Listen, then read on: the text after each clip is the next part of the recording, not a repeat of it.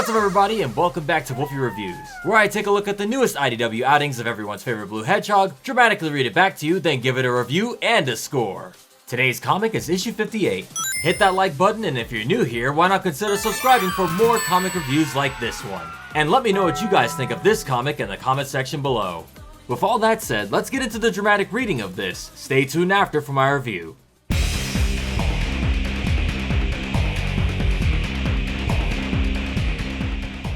Eggperial City. Our book starts us off with Sonic fending off the Badnik ambush from last issue. I know attacking me is kinda your thing, but could you give me 2 minutes? My friends are in trouble. Just when it seems that Sonic is overwhelmed, a blast of psychic energy and flames wipes them out, as well as Amy and Tails, who have also joined the fray. Oh, hey guys, come here often? Jewel told us you called for backup. Are you hurt? See last issue. Nah, I'm fine. But I do appreciate the help, guys. Sorry to make you work on your vacation, Blaze. Think nothing of it. I would never turn a blind eye to villainy. And I'm just happy to have some direction. See the Sonic 2022 annual for more on Blaze and Silver. This is the sort of thing Lanolin organized the Diamond Cutters to handle. I thought they were with you. They were. Let me get you up to speed. We found out Eggman City is auto-building itself by strip mining the earth below. We got ambushed and the team was caught in the same kind of trap as the ones we ran into in the Eggman Tower base thingy. See Sonic the Hedgehog number 37 through 40.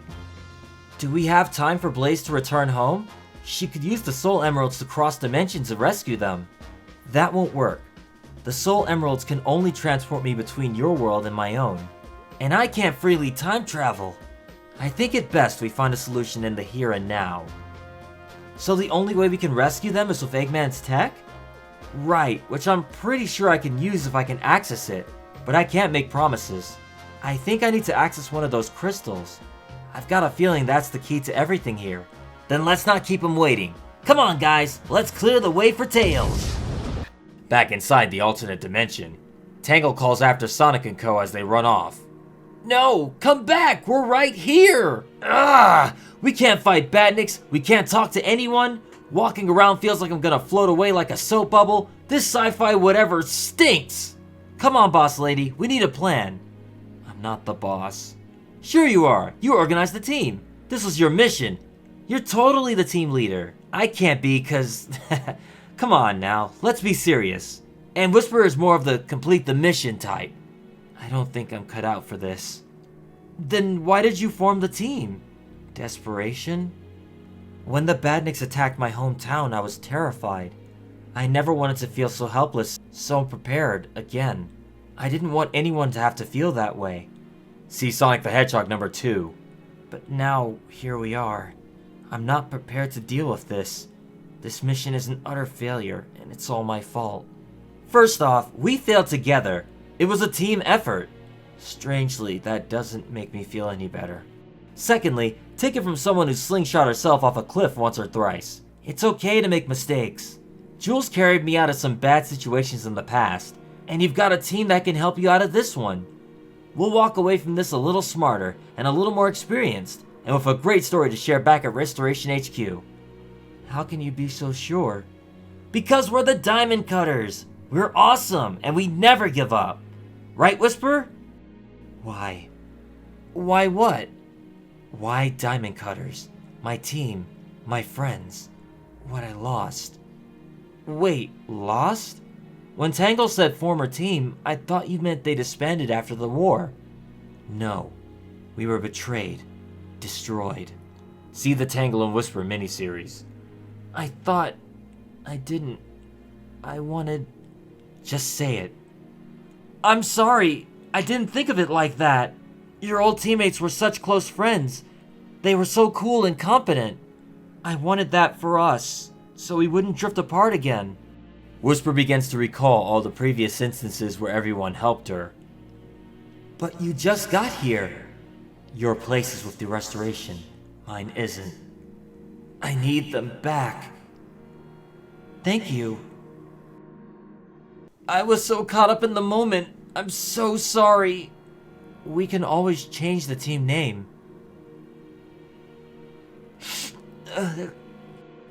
My old team. We were there for one another. Our Wisp, they're here for me now.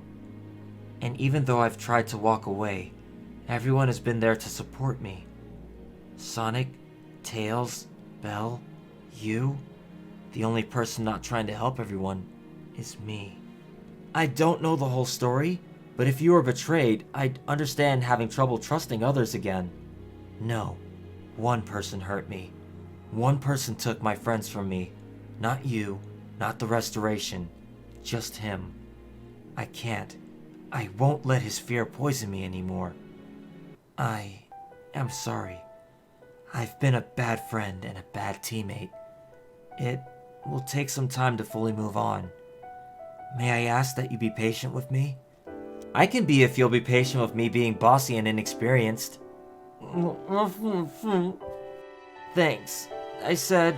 I know. I can. I will. We can remain the Diamond Cutters.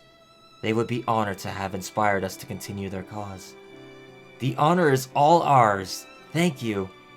Yeah, the cool friends doing what's right, no matter what. Okay, but there is going to be a hard limit on the number of group hugs. Agreed. Fine, then I'm making this one count. How would your old team handle something like this? Was there a chain of command or... No chain. We relied on one another's expertise. In this case, we'd ask Claire for insight. If she saw nothing, I'd be asked to scout the area. Well, none of us are psychics, so I guess you're scouting for us? No, not just Whisper. We can barely interact with the tangible world. That means no bandit can attack us, and we can bypass security. We can all scout the city, extra quick. And once Sonic and the others return us to normal, we'll have all the intel ready for them. Sounds like you've got a plan there, boss. It's a direction, at least. Let's head to the central control tower. It will have the most crucial resources. Alright, let's go, Diamond Cutters! Elsewhere, the battle inside Eggperial City rages on. We'll keep you covered. I'll try to be quick. As Silver, Amy, Blaze, and Sonic begin to buy time for Tails. With the others keeping the Badniks at bay, Tails connects himself to the city via Miles Electric. As this happens, Sonic is nearly struck by a giant egg hammer before Silver stops the attack, giving Amy a rather crazy idea. Silver, give me a boost. Everybody get back! You did most of that. How? 'Cause she's awesome. Thanks. Aw, did I miss something cool? We've stemmed the tide of attackers for now. Have you found anything? Yes. The giant crystals sticking out all over the city? They're actually giant fake Chaos Emeralds. The Doctor can replicate them that easily? Yes, but they're cheap replicas. They have the same wavelength and properties, but they're woefully underpowered in comparison. On the other hand, they're still more potent than the Chaos Drives and the power cores he's used in the machines in the past. So did he grow them this big just to be gaudy, or...? It's to increase the power output. Eventually it justifies the cost of creating them, but at tremendous cost to the environment. Got it! Bust the crystals, bust the city. Let's go get that hammer again. Oh, can I do it myself this time? Sure. I'm still catching my breath. No, that's a bad idea! Honestly, shattering something as powerful as an emerald? What are you thinking? That would blow up the city block along with us, and then the city would devour even more land to rebuild itself. So, what? We trash the entire city by ourselves? You can't think that's remotely possible. I'm just tossing ideas out there. The crystals power the regional city growth, but they're all empowered by the command tower. That seemed like where Eggman was calling the shots from the last time we were there. So let's go knock it down and unplug this whole mess. After I use its controls to reverse the energies trapping our friends. Yeah, well, that was implied. This needs a delicate touch, Sonic. Oh, like you're one to talk. Lanolin was right. This is a lot easier with help. Doing things solo is still fun, but doing it as a group is also... Just then, the city is shaken by a giant explosion. What was that? You guys keep heading for the tower. We'll check it out. Did Jules say she was calling in more help? Not that I know of. So who's joined the party? It's then that Sonic and Tails see Shadow, Rouge, and Omega. Team Dark is here. Next time, Team Dark joins the fray. The urban warfare story continues in this excellent comic.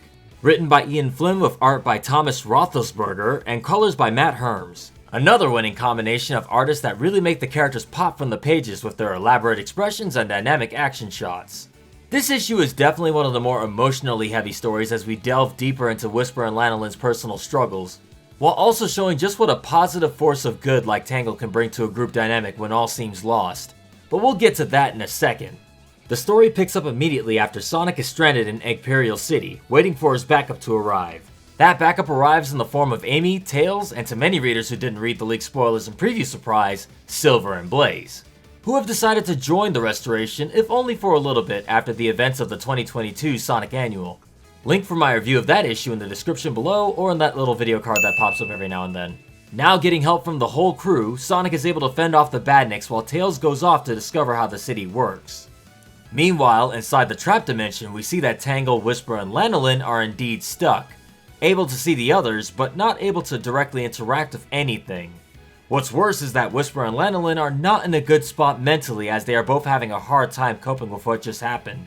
Lanolin is doubting her ability to lead the group after this mission, clearly taking her first failure pretty hard as she admits that she might be in over her head.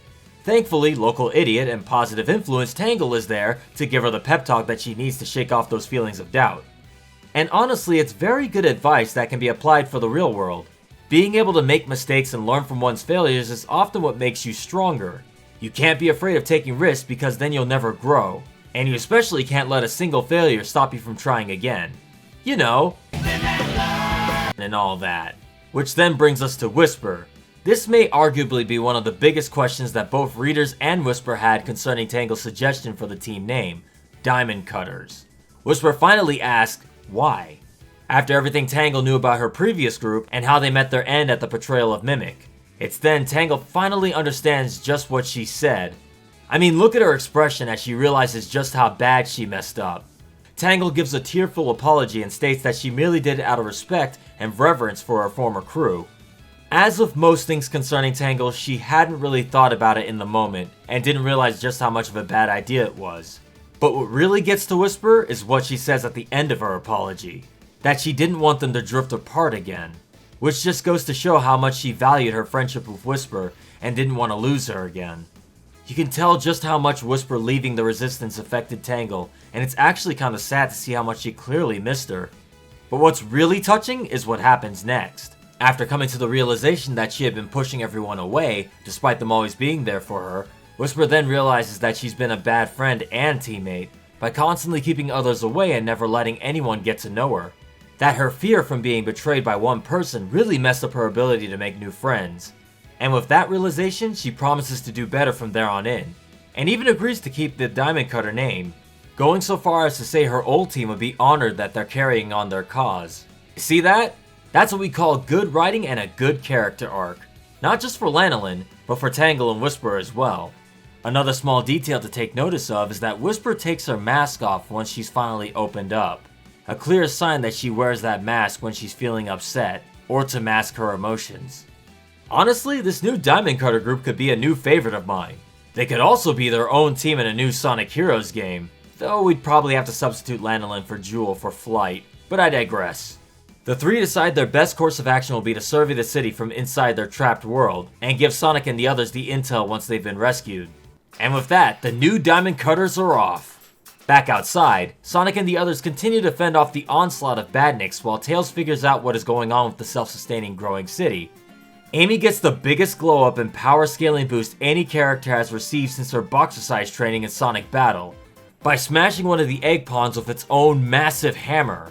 I mean, seriously, Silver even says she did the majority of the lifting on that thing.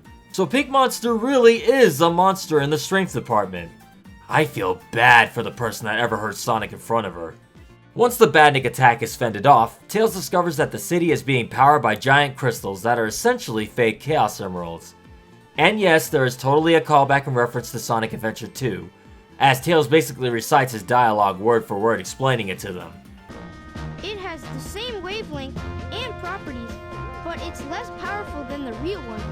They all formulate a plan to take down the city from the inside by destroying the command tower at the center of it all that is powering and controlling everything, but not before freeing their friends.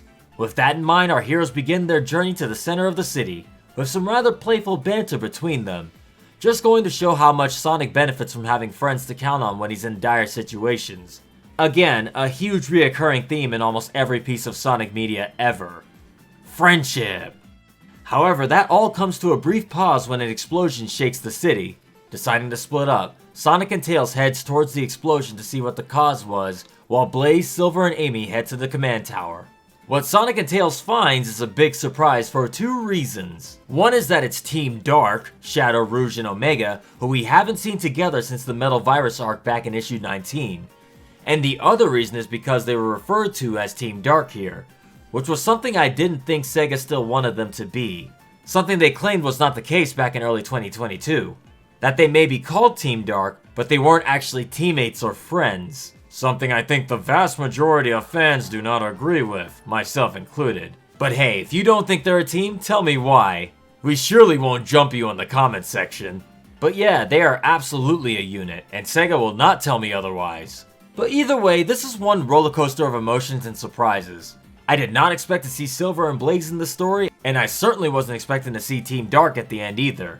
It was good to see Tangle and Whisper make up for real this time, and also see Lanolin come into her own as an up-and-coming leader of her new group, the Diamond Cutters. Amazing what happens when you avoid leaks and previews. Nothing wrong with previews for those who enjoy them, but I much prefer to be surprised when I read the comics for the first time. Overall, this is a great read and a good continuation of the Urban Warfare story. Now that we know the plan moving forward, the story is going to start picking up. Not to mention Team Dark being a possible wildcard to the scenario. Will they be helpful or inadvertently make things worse? And the real million-dollar question is, do you think Shadow will be written as a brash jerk here or not? Tell me your thoughts and predictions in the comments, since I know some of you are still seething from his previous portrayals in earlier issues. God, Shadow has really become a hot topic in the IDW comics for a while now. I really don't have any complaints or nitpicks to say about this one, which leads me to my score. This issue gets an 8.3 out of 10. It's good. But tell me what you guys think of this issue. Let me know in the comments below, feed the algorithm with your words, and help a wolf get more views on these videos. Subscribe if you're new, and I'll see you all next time. This video is brought to you by my patrons. Marcy Martin, The Marble Gardener, Dacia Leonard, Dean Hartman, Ricky Coué, Christopher Anderson, Troy Wickware, Nazari Beauregard, Max Moeller, Hawken125, No Name, Kiara, Preston King, Julia Bonavita, Jeffrey Dahl, Jack Thorne, Psycho, Anthony Sampson, Dennis Taylor, A. Powers, Gail Kuhn, Kara Rollman, Jack Rigg, Milza Hodinu, Liam Benarez, Rantaro Isavakado, Little Rara, Black Flash 09, Lord Kitsune aka Keenus Fox, Not Lagoshi, Leon, Noah Whitson, Oksana Telexo, Sarah McMenemy, Floofy Foxy, The Zerai, Ruckus 3K, Chris, Green, Hedge. Thank you guys for your continued support. You guys are my heroes.